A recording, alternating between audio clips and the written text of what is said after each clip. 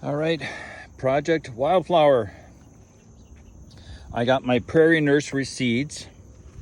I like the company. It's receptacle field mix for sand and gravel backfill. This is the 4,000 square feet approximately of the mound system. Got the seed yesterday, got the annual rye, which is the nurse crop. I'm also gonna cover it up with these straw blankets, which are 8 feet by 112. It's sort of belt and suspenders. You apparently don't need both, but I'm gonna do it. I'm gonna do 8 feet. This is about 100, go from there. You can see I've stripped off all the gravel mat and plastic. It's killed all the weeds. The weeds up there broke through and I had to hit it with a little Roundup a week or so ago, which is cool, kills it. So I'll be back. All right, so this is the mound system. Very common in the Midwest. I don't like the traditional leach fields because they can damage the groundwater. There's a lot of groundwater in the Midwest. Now this is where I purchased most of the seeds I'm gonna plant today in potted form. And this is gonna be the glossary, the index. The way of determining as the seeds up here, because it can take up to 3 years, sprout and start producing plants, which ones are the plants I planted or which ones are weeds.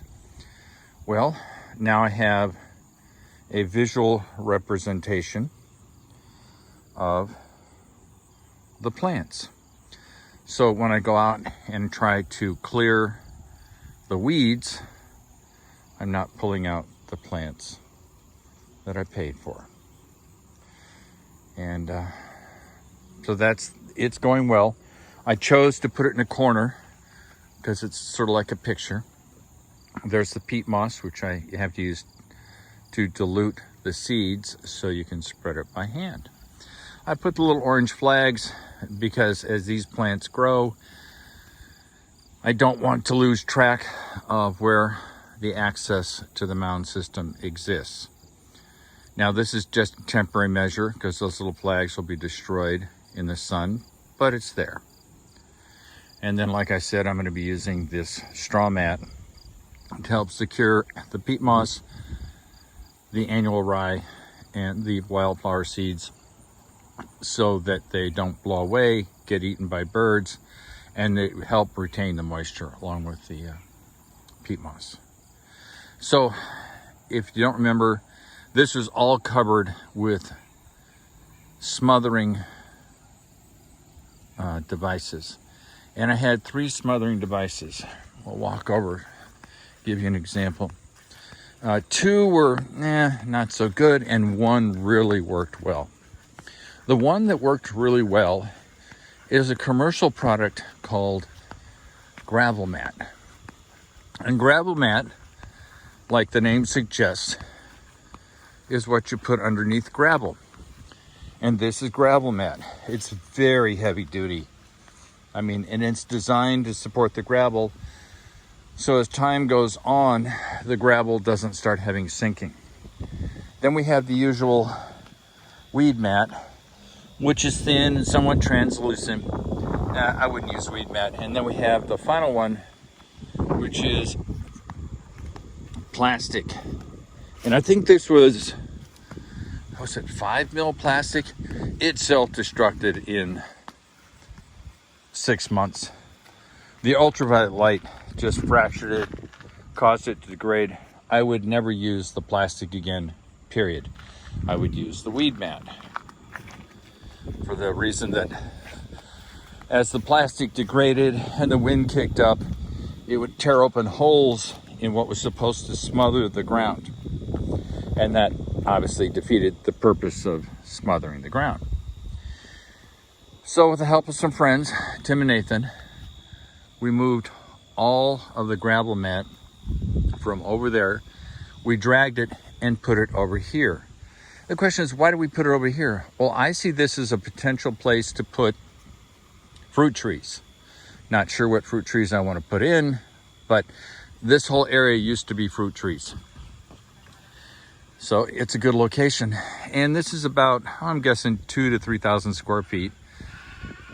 I'm going to kill all the weeds this fall, winter, and spring. And then when the chance comes to plant the fruit trees in the spring, I'm just going to put a hole in the gravel mat, and that will keep the weeds off of the trees, which will allow me to be more efficient. We'll keep the moisture under control. So we get a dry spell, the gravel mat will help retain the moisture in the soil. So that's the explanation. I didn't want to waste all this gravel mat and just throw it in the trash. That would seem to be a waste. And it is very hardy. It's been out here for a year, maybe a little less than a year. And obviously it has to be hardy because it sits underneath 8 inches of gravel. So herein lies one of my dilemmas. I'm not trying to solve this, but this is my plan. Prairie Nursery, on a 4,000 square foot project, was sent me enough for 4,000 square feet and enough nurse crop, 1 pound of the annual rye. And the annual rye, obviously its purpose is just to spring up early in the fall, hold the soil steady, provide some root structure, so that when the rains come in spring, there'll already be an annual rye root structure. The annual rye, being annual and not perennial, will of course not come back. But the roots from the annual rye that grow in the fall will stabilize the soil. So I have 4 bales of 2.2 pounds of peat moss. The peat moss is used to distribute the seed evenly, because if you try to take this and seed it by hand, you're going to get thick areas, thin areas. So what you do is, this is a diluent, a dilution technique. So you have to mix a quarter of this and a quarter of this in 1 bag of peat moss. Well, how the hell do you measure a pound so it's equally distributed between 4 bags of peat moss? Hell if I know. And Prairie Nursery doesn't really tell you. So it's left up to your imagination. So what I plan on doing is I'm taking my little measuring cup. Thank goodness it's 1 cup. And I'm going to see how many cups are in this bag. Actually, I think I'll take this unnamed one, whatever the heck it was supposed to be. God, you know, whenever I buy these things, I rarely look to see if they meet my needs. But hey, I'll do the 1 cup. And I'll see how many cups are in this 1 bag. I'll do the same with this, and then I'll divide them by a 4th, and then I'll place a 4th of the annual rye and a 4th of the Prairie septic field mix in there. I'll mix it up with a shovel, and then I'll hand spread it. And they say to take approximately half of the seed and do the lengthwise, and then take half of the seed and do back and forth. And that helps contain the issue of heavy and light. So I'm going to do that. Now, am I excited to do this? No freaking way. This is not really my idea of a fun day, but it has to be done.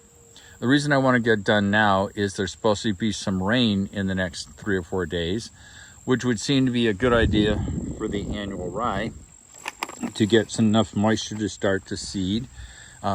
Germinate, and then start to secure everything. And the straw mat, it's belt and suspenders. Prairie Nursery says you don't have to do both.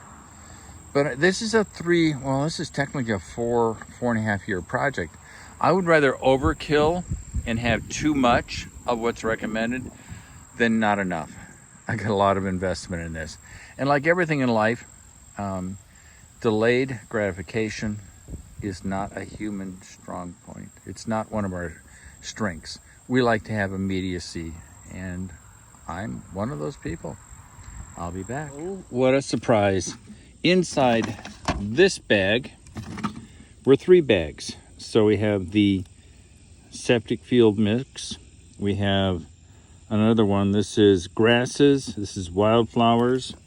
And this is drop seed, which is a particular kind of plant. So I need to mix all 3 of these in a bucket, get them all together and then measure them. I'll probably measure them before I drop them in the bucket, and then I'll have a rough idea of what's going on. I put the amount I have there and go from there.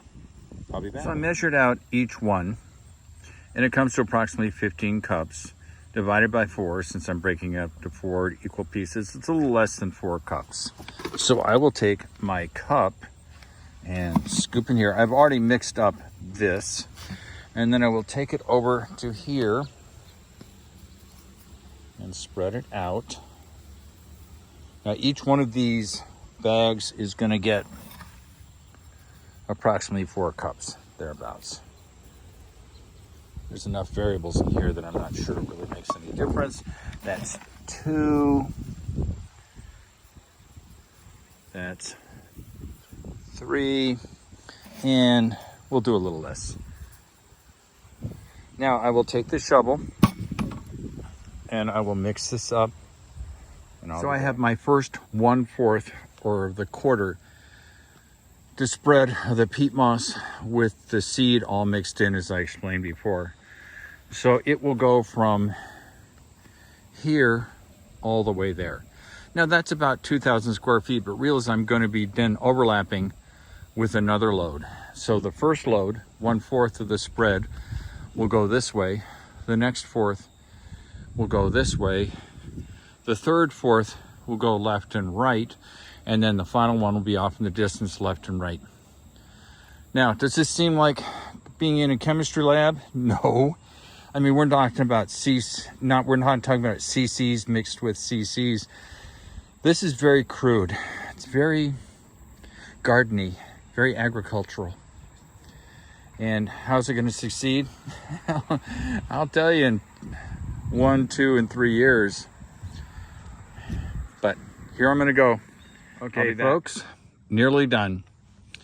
So what you see are these straw mats, 8.5 by 11. Their idea is to control erosion, keep moisture in the ground. It's supposed to rain on Sunday. I hope it does. But the straw mats are in addition to the peat moss. And the peat moss, as you know, was mixed in with the seed so I could get an even distribution. The place where you've got plastic PVC poking out, I've marked with flags, because as this grows, it's going to obscure that. And one of the things you have to do with wildflowers is to mow it. That's how you actually control the weeds. The weeds will grow faster than the wildflowers or the grasses. And if you cut it down, you knock out the weeds, but you allow the wildflowers and grasses to grow. Think of it as heightism.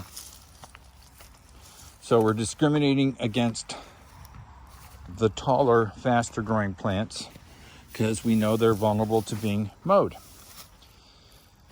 So it took about 2 hours to spread all the peat moss, which was mixed with the seed. And of course I had to pick a day that was 88 degrees. But you know, you gotta get it done, you gotta get it done. So tomorrow I will finish the straw mat. 3 over there, 2 over there. And I won't show you that because it's pretty obvious what I'm doing. Then, like I said, pray for rain on Sunday to get the annual rye to germinate. And then as the annual rye comes up, it'll do a few things. It'll provide soil stability because the roots will come out. The roots will stay in their place during the winter as the annual ryegrass dies. It will then hook up to this straw mat, which is a little piece of plastic and some straw. And then we'll let it sit. And as we already know, plastic doesn't like ultraviolet light, so I expect the plastic mat or framing on the straw to slowly disintegrate. At least that's the plan. So Year number 2. I've only got 3 more years to wait. They say the first year you actually get some action, but some of the seeds require 2 or 3 years. So that's the look. I'm happy. Life is good. Now it's only 84 degrees and the sun is setting. Like I said, tomorrow morning I'll get up and I'll finish the additional rolls. I'll weight them down with some of the concrete pieces I have and the old tires, just because I don't want to discover that a good Midwestern wind causes this to uplift and be pulled off. I spent enough time doing it. So I love you all. Peace out.